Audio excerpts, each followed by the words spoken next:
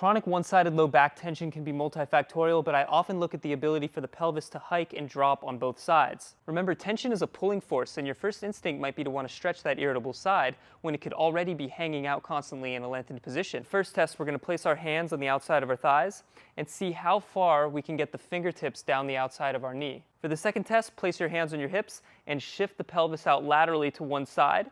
You'll notice that side pelvis is higher than the opposite side. You'll compare side to side, and if you notice that you can't get one side of the pelvis higher than the other, then you know those lateral hip tissues struggle to lengthen.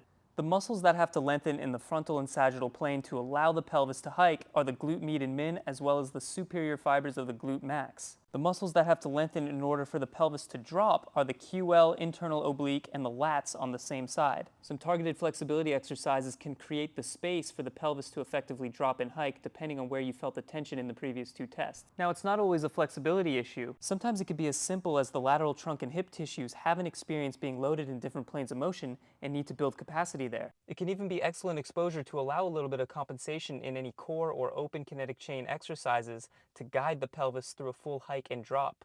Asymmetry in the spine and pelvis is completely normal, but if you have the awareness to navigate both ends of the spectrum, your brain will have an easier time understanding what neutral means for you, and that resting tension will start to take care of itself.